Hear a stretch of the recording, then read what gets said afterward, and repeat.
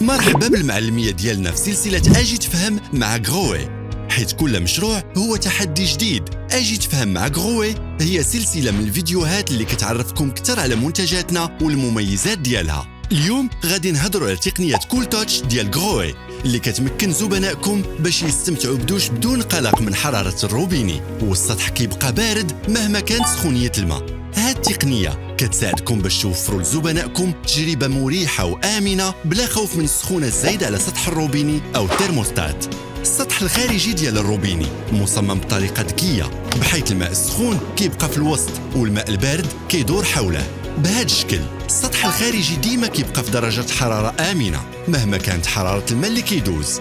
مع تكنولوجيا غروي كول تاتش السطح كامل ديال الروبيني الترموستاتي ما كيكونش سخون اكثر من درجة حرارة الماء اللي كيختاروا الزبناء ديالك، وبهذه الطريقة كتضمن لهم الجودة والأمان، خاصة إذا كان عندهم أطفال أو كبار السن اللي كيقدروا يتعرضوا للحروق بسبب سطح الروبيني العادي.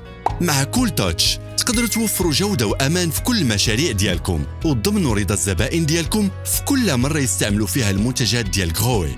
مع غروي ديما الجديد.